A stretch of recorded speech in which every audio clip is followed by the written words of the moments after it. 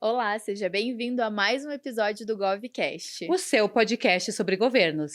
E o nosso convidado de hoje é empresário, já foi secretário de Estado, foi secretário parlamentar da Câmara Federal, presidente do CETRANS e hoje ele é presidente da Companhia de Habitação aqui do Paraná. Seja muito bem-vindo, Jorge Lande. Muito obrigado, uma satisfação, uma alegria poder estar participando aqui com vocês para falarmos um pouco de governo, para falarmos um pouco do que nós fazemos, né, pela comunidade do Estado do Paraná.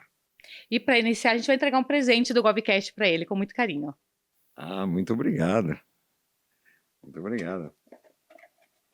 Esse Com o meu nome. com o seu nome. E uma foto. É. Surpresa. E é excelentíssima. E assim, não junto. coube a família Surpresa. toda, que são vários filhos, netos. São filhos, né? Mas eu trouxe aí os anfitriões, né, da família. Muito obrigado, posso por aqui, né? Jorge, você já passou por vários cargos, né? Em várias áreas do poder público. Mas como que foi o seu início? Como que você decidiu entrar para a vida pública? Olha, eu era um empresário, né, atuo até hoje na área empresarial, e sempre fui um apaixonado por política. Participava nos bastidores, apoiando amigos, apoiando candidatos, participando de partidos políticos, até que em 1998, um grande amigo meu, Eduardo Searra, foi convidado pelo governador Jaime Lerner para assumir a Secretaria de Estado de Indústria e Comércio do Paraná. E morávamos em Cascavel, eu o incentivei a aceitar o convite e ele me fez um desafio. Não, se eu for, você tem que ir comigo. E eu topei o desafio e fui com ele para aquela época. Iniciamos em 98 aquele processo de industrialização do Estado do Paraná, as montadoras, depois, como o saudoso Lerner dizia, as desmontadoras de frango, que foram as indústrias, né, do interior do estado, os frigoríficos, e foi um período muito fértil, a gente conseguiu produzir muito, o estado produziu muito, o Searra foi um secretário assim, de muito expoente no governo do Jaime Lerner, o que levou a ele a disputar uma cadeira na Câmara dos Deputados. E nós tivemos sucesso. Na primeira eleição, assim, do nada, a gente conseguiu uma votação expressiva, mais de 70 mil votos, fez o Eduardo Searra deputado federal. E aí ele acabou me levando junto e continuamos nessa coisa de realizar muitos planos, né? Tínhamos muitos projetos para ser realizados, e aí a continuidade, então, vai na Câmara dos Deputados. Eu fiquei com ele na Câmara dos Deputados até 2008. Em 2008 eu seria candidato a prefeito em Cascavel, e não pude disputar a eleição porque tive problemas cardíacos, passei por 4 infartos. Meu Deus! Sequenciais, assim, no mês de maio, no mês de junho, no mês de agosto, no mês de setembro. Aliás, agosto. E em cada um deles eu acabei colocando um stent, então me tiraram da eleição e eu acabei virando secretário do prefeito seguinte, né, que era o Edgar Bueno, lá em Cascavel. E nessa balada eu assumo lá, então, a Companhia de Transporte, Engenharia e Trânsito de Cascavel, uma empresa pública, na época quebrada, uma dívida monstruosa, e fizemos um trabalho muito grande, recuperamos em um ano as finanças da companhia, implantamos um sistema de transporte parecido com o de Curitiba, aqui os projetos, também sistema de trânsito modernizado, conseguimos avançar bastante. Isso me levou a disputar a eleição para prefeito em 2012. Disputei a eleição, fiz uma campanha de prefeito, estava indo muito bem, no final da campanha não fechou, e acabei não indo para o segundo turno, fiquei em terceiro lugar, mas fiz uma votação expressiva, mais de 25 mil votos na época, em Cascavel. E aguenta coração, né? E aguenta coração. E haja coração. Haja coração, porque campanha não é mole. Aí, né, passou essa campanha e eu resolvi me dedicar, voltar aos negócios. Então, voltei a cuidar da minha vida particular lá. Há muito tempo eu já fazia empreendimentos de construção, loteamentos, e voltei para a área de loteamentos. E nesta época, então, o governador Ratinho Júnior me procurou e me pediu que eu disputasse a eleição na próxima eleição de prefeito, como vice-prefeito e não como prefeito do Paranhos, para a gente poder ganhar da nossa oposição lá em Cascavel. Eu aceitei, disputamos, então me elegi vice-prefeito em 2016. Em 2017 nós assumimos a prefeitura de Cascavel, eu e o Paranhos prefeito e eu vice. Eu me tornei secretário de obras do município de Cascavel, tocamos um projeto de 120 milhões de dólares, mais ou menos, em obras lá de transporte coletivo, parques, uma coisa gigante.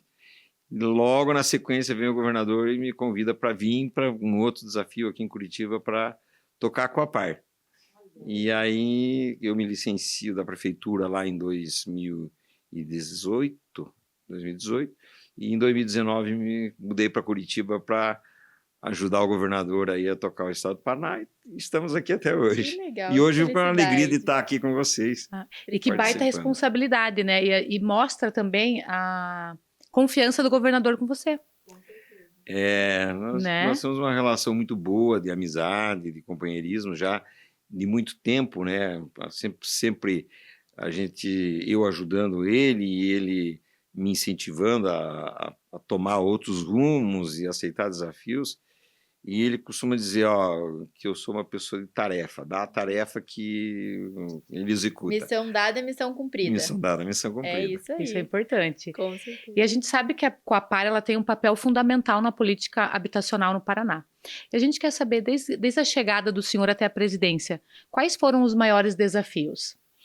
Olha, quando o governador me convidou e me chamou, eu recebi uma auditoria externa da Coapar, e a conversa que tivemos ali com o grupo do governo que estava fazendo a transição, a proposta era a seguinte: estude, vá lá, conheça a companhia e vamos tomar uma decisão, se fechamos ou se damos continuidade, porque havia muita dificuldade.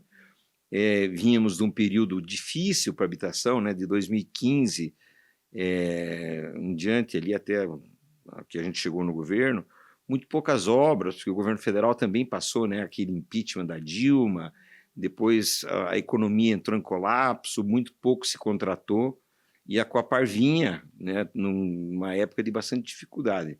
Produzia pouco, gastava bastante. Não pegamos a companhia quebrada nem nada, mas assim com bastante dificuldade, vamos dizer, de dar o resultado que se espera, que o governador Ratinho Júnior esperava.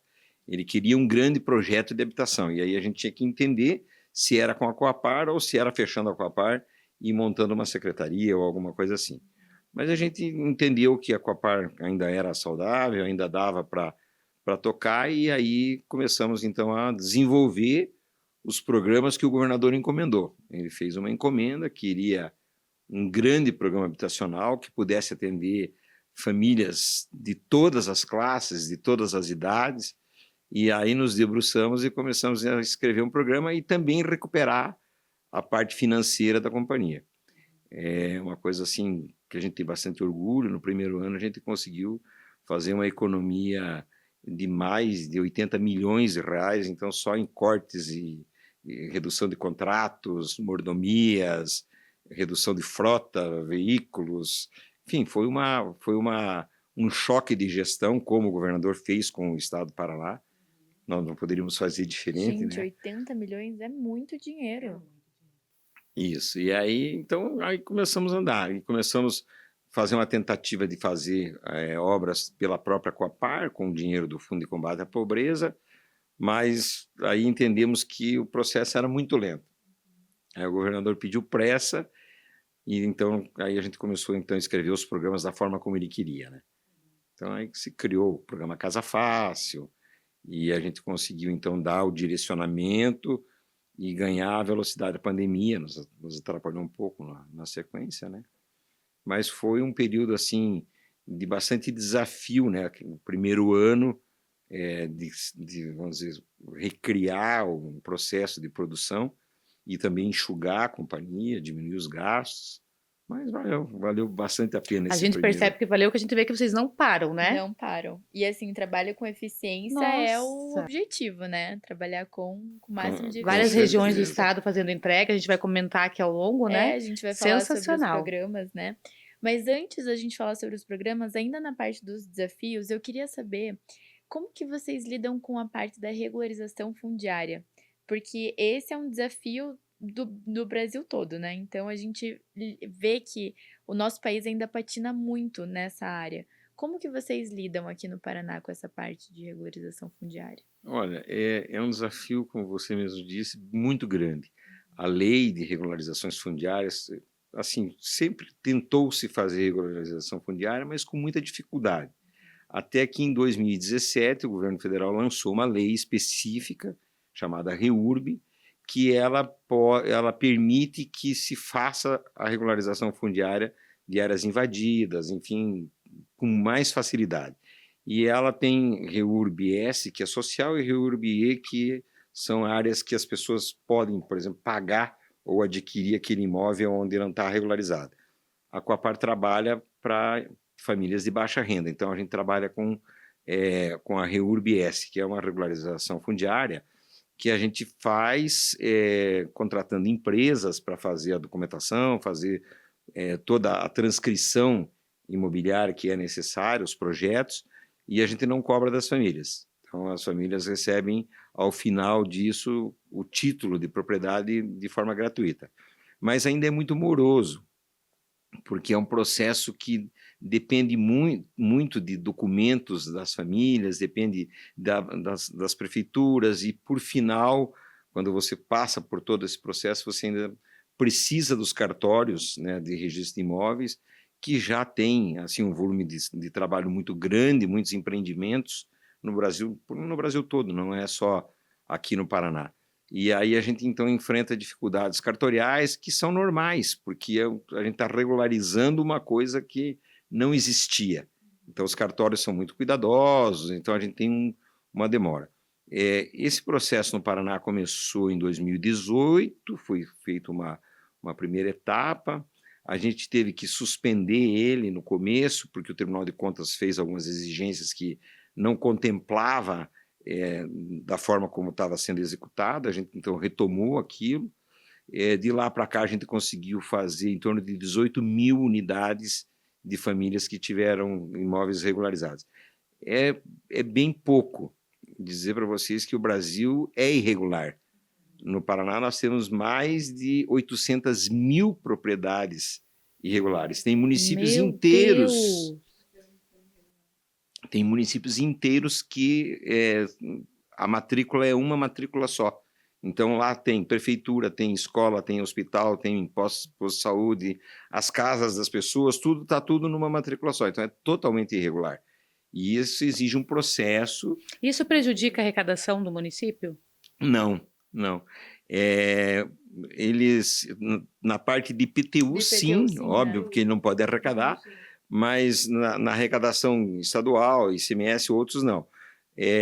A dificuldade maior que eles enfrentam é justamente o IPTU, mas como são cidades pequenas que têm, vamos dizer, essa matrícula única, o valor que eles deixam de arrecadar não é uma coisa assim muito substancial, mas quando regularizado, aquilo vem, sempre é um dinheiro a mais que vai para a prefeitura poder investir em obras para a própria população, né?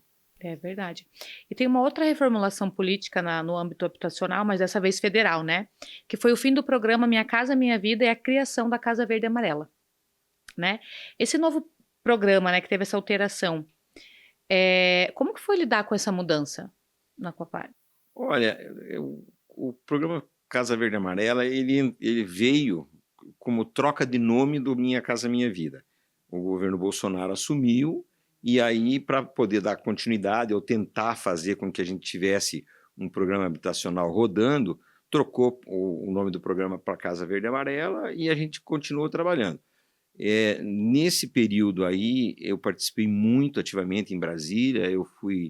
Primeiro fui o diretor do Fórum Nacional de Secretários de Habitação, depois, já no segundo ano, eu fui eleito presidente nacional do Fórum de Secretários, que estou até hoje no no cargo, e aí foi um período de construção. A gente não conseguiu, assim, andar muito com programas de interesse social direto, moradia para as faixas mais baixas, mas a gente conseguiu dar velocidade nos programas de faixa 2, que a gente chama, que são as pessoas que ganham um pouco melhor, que já podem pagar um financiamento com uma parcela baixa, né?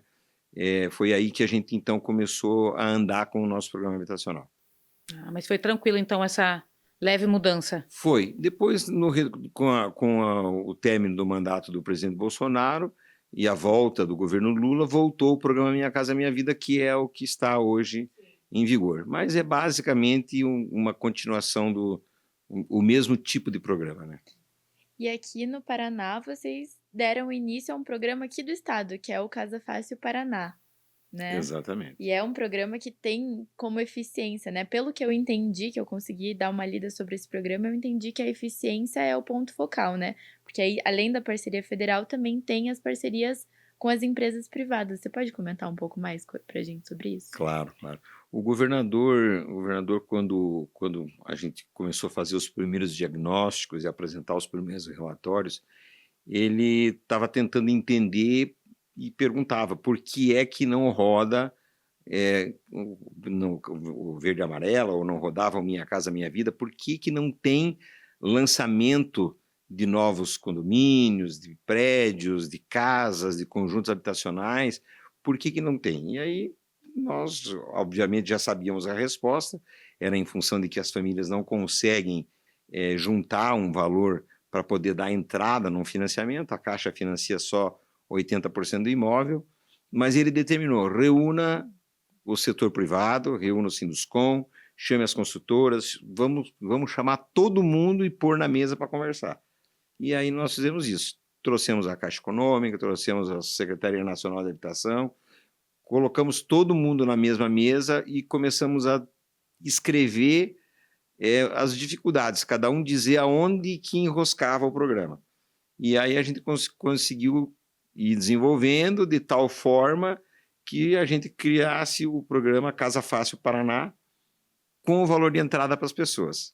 E o governador falou, ao final dessa montagem, falou, se eu colocar 15 mil reais por família para 30 mil famílias, o que é que vai acontecer? E aí o setor produtivo respondeu, vai vender tudo muito rápido.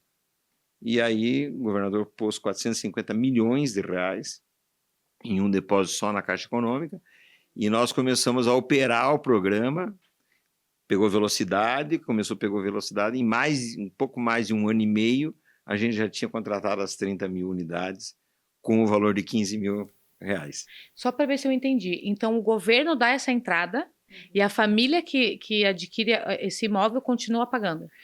Ela vai, se posiciona com a construtora, com a Caixa Econômica, aprova o seu crédito, aprova o crédito, e aí faz um financiamento.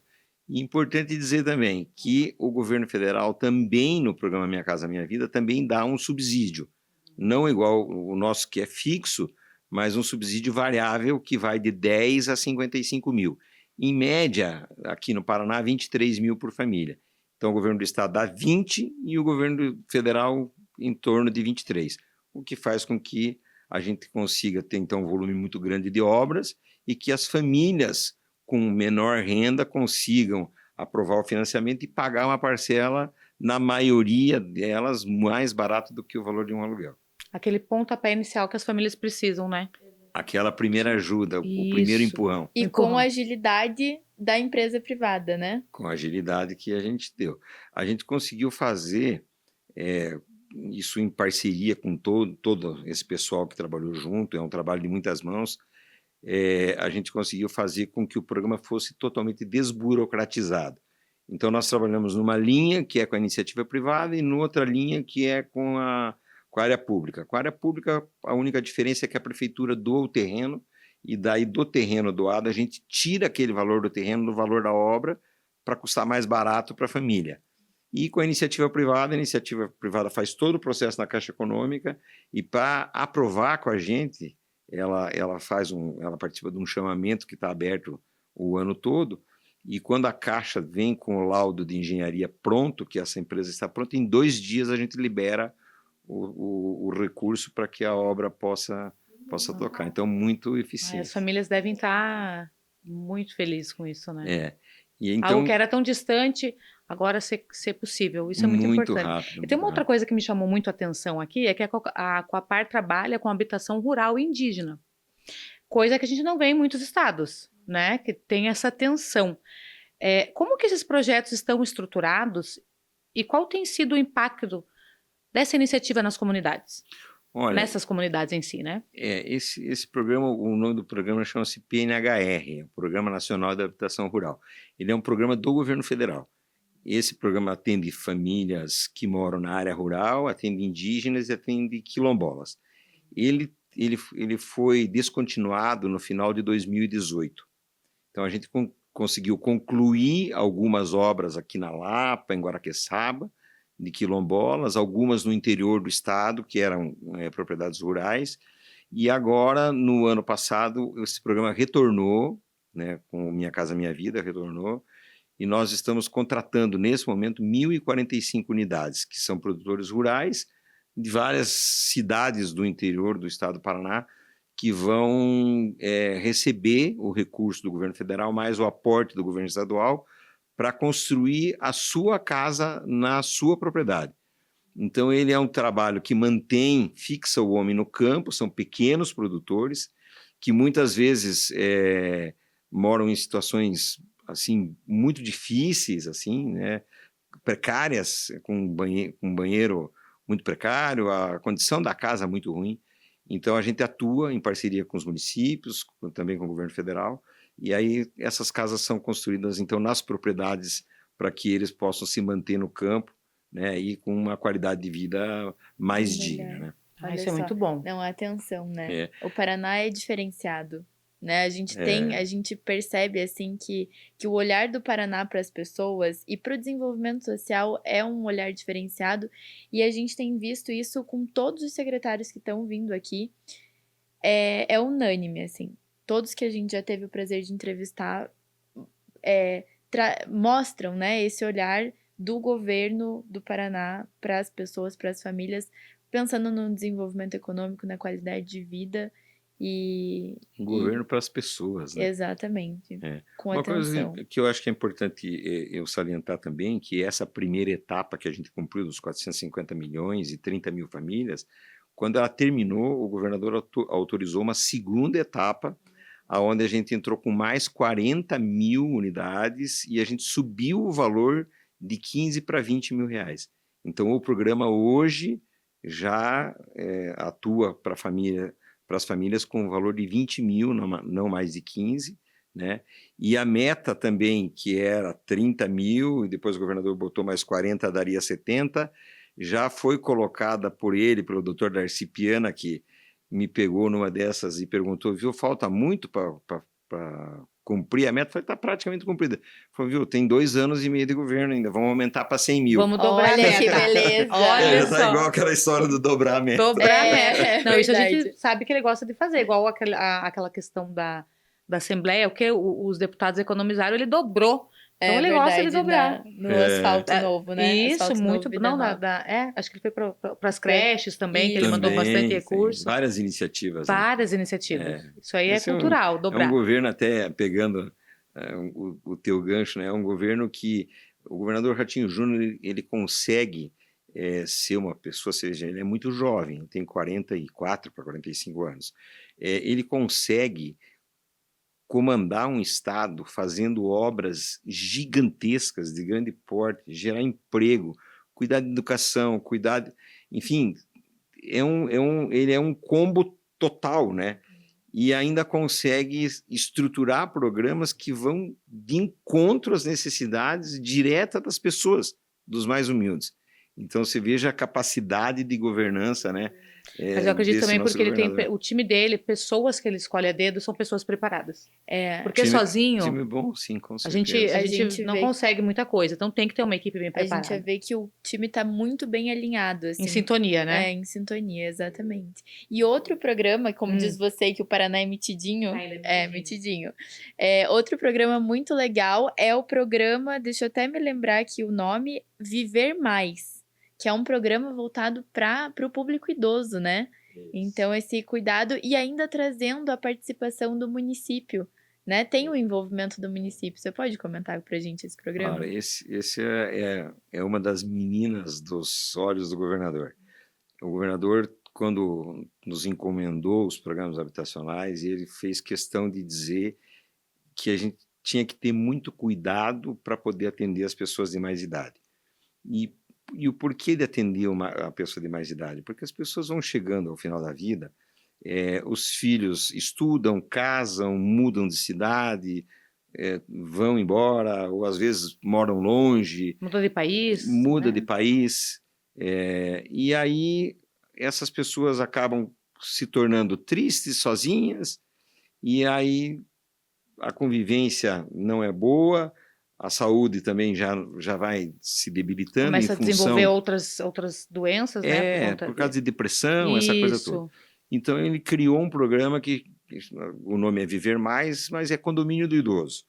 É um condomínio fechado, com 40 unidades habitacionais, todo preparado para a pessoa idosa. Tudo. A tomada é na altura da metade da parede, não existe poste dentro, a rede elétrica é tudo subterrânea. Que chique! Piscina agora nos mais novos, piscina aquecida para hidroginástica. Então ele funciona assim, o município doa a área para a Coapar licita, faz o projeto e licita a obra, e faz, então, um condomínio fechado, murado, todo cercado, com toda a segurança. Dentro, as ruas internas são pistas de caminhada para eles fazerem exercício. Tem academia ao ar livre, tem área de convivência, que é um salão de festa. Nossa, gente, é um spa. Churrasqueira.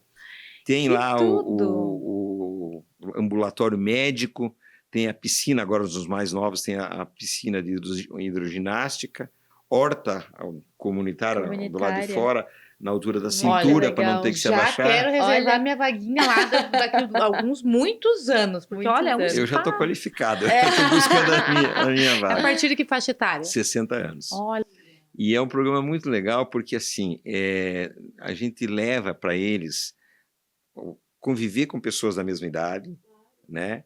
Eles ter a segurança, e aí aonde que a prefeitura entra? A prefeitura entra com enfermagem 3 vezes por semana, médico 1 vez por semana, cuidador social diariamente, educador físico diariamente. Gente, Então a gente muito tem legal. todo um atendimento para essas pessoas que, né, vão morar nesses condomínios, e com um grande diferencial. Ele é um ativo do governo do município que não vai acabar nunca, porque não é propriedade. A gente faz um aluguel social.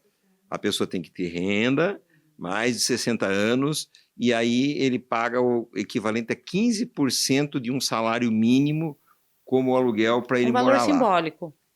Hoje em torno de 180, Nossa. 190 reais para a pessoa ter todo esse cuidado. Imagine, piscina, enfermagem, tudo. Por esse valor, realmente é a menina dos Não, olhos mesmo. Exatamente. Dá pra gente entender o valor desse. Nossa, tomara que esse programa. Em quantos É. municípios já Crie força está e- acontecendo esse programa? Nós temos ele entregue já em 4 municípios, temos 8 que estão em obra Eu acho quase que a para Astorga tem entregar. obra ainda, né? Astorga. Ou já foi Astorga, entregue? não, a Astorga está iniciando agora. Iniciando, que a Olha, prefeita já esteve, teve que a ela comentou, agora eu licitação. lembrei. Comentou mesmo. Teve a licitação e vai iniciar a construção. O próximo a ser entregue, o primeiro agora, é em Arapongas. É o que está quase pronto. Depois Ponta Grossa também está com uns 80% de obra, Cascavel. Então nós já temos aí 8 para serem entregues, 4 entregues, e são mais uma quantidade, vai fechar 35 até o final do governo. Os outros estão em licitação, estão ainda em projeto, alguma coisa assim. Mas é muito bacana. E aí a grande sacada do governador, além de tudo, para facilitar os bem mais. municípios, o que a gente fez? qual é a melhor interação que existe entre pessoas, jovem com idoso. Essa é a melhor troca, né? Faz bem para os dois. Então a gente fez convênio com as universidades estaduais e os jovens que estudam nas universidades vão fazer estágio lá no condomínio do idoso. Olha, que Então, legal. estudante de medicina, estudante de enfermagem, estudante de assistência social, vários, educador físico. Então, eles vão e existe essa troca que não tem preço. Sensacional. Né? O idoso adora Tanto contar pro idoso. história, né? Exatamente. E o jovem adquire experiência. Experiência, com aquela pessoa. claro. experiência. E Então, é muito acaba legal. também ajudando o Estado, né? Porque tem essa demanda, então acaba também unindo o útil ao agradável. Gente, adorei. É um programa Muito lindo. legal. A gente já apresentou, junto com a secretária Leandre, a gente apresentou esse programa para a OPAS, esse programa já foi para a ONU através do governador. É o único estado que tem esse programa? Ou Não, tem algum? tem alguns estados que têm alguma coisa parecida com o nosso, são ações parecidas, mas são assim, com menos quantidade vamos dizer, de serviços ofertados e também em número menor. Nós vamos atender até o final do governo do governador Ratinho 1.400 idosos, 1.400 casais ou irmãos, enfim, eles podem morar em duas E pessoas. com essa qualidade que você está nos relatando aqui. E com uma coisa, como eu falei, né, como ele é alocado, quando esse idoso perder a mobilidade, ou que ele não puder mais estar por ele mesmo, ou vier a falecer, isso é reformado pela Coapar e pega o próximo da lista, e o próximo da lista é beneficiado. Então, nós temos um equipamento público que vai ficar por muitos e muitos anos atendendo o público idoso. Ai, que maravilha. E é programa atrás de programa, né? Que eu vou falar de mais um programa aqui. Outro programa importante é o Vida Nova, que inclusive ele foi assinado recentemente pelo governador, né? Junto com o Banco Interamericano de Desenvolvimento, isso? Isso, BID. Conta para nós como que tá esse programa. Então, esse programa foi um sonho meu e do governador, a gente conversando lá ainda na montagem do governo, que a gente assim desejava poder fazer muito pelas pessoas que moram em situação de vulnerabilidade total, ou seja, pessoas que moram em favelas, pessoas que moram em área de risco, aqueles que não foram abençoados com a sorte, que têm muita dificuldade. E aí a gente começou a escrever esse programa, mas a gente não queria um programa que só tirasse a pessoa da favela e cometesse o erro. O programa Minha Casa Minha Vida é disparado o melhor programa habitacional do mundo. Não tem nada no mundo parecido com isso, desde que foi criado lá em 2009. Mas, no começo, ele cometeu alguns erros, que é normal de quando você começa alguma coisa nova. Então, pegaram as pessoas mais humildes, os mais pobres, e fizeram obras muito distantes. Então, acabou criando guetos de pessoas muito pobres, e essas pessoas não foram preparadas para essa vida nova. Eles ganharam um apartamento ou uma casa nova, mas levaram a vida que eles tinham para aquele lugar. Então, só trocou a favela de lugar, sendo assim bem direto, né? Então, o que nós queríamos? Nós queríamos que essas pessoas também mudassem de condição social, não só de casa. Então, a gente escreveu esse programa, ele tem 16 secretarias de Estado que participam. Então, entra lá, a Defesa Civil é a primeira que entra, levantamento da família, depois entra a saúde, saber onde é que as pessoas são atendidas, que remédio que toma, qual é a idade, ou se tem idoso, se tem pessoa acamada, entra a segurança pública, Lei Maria da Penha, se tem criança em trabalho infantil, drogadição, se tem tráfico, vai limpando tudo, vai preparando, até chegar ao ponto de essas famílias receberem treinamento de mão de obra para que possam se tornar empreendedores, pequenos empreendedores, cozinheiras, cozinheiros, cabeleireiros, enfim, ou mesmo se quiserem continuar trabalhando, por exemplo, como recicladores, no lugar para onde a gente tira eles, a gente constrói um barracão. E aí a gente escreveu, então, um programa que você desfavela. Você só vale para cidades onde elimina 100% da favela, não pode ficar nenhuma favela na cidade. Então, são as cidades menores, primeiro, A gente vai lá, faz todo esse levantamento, vamos começar agora a obra, né? Foi assinado lá em Foz do Iguaçu, vocês estavam com a gente Sim, lá. sim. É um valor muito expressivo, é mais de R$ 1 bilhão que a gente assinou. E nós, então, já temos 39 municípios cadastrados pelo BID e vamos começar as licitações dentro dos próximos 60 dias. E aí, como é que ele funciona?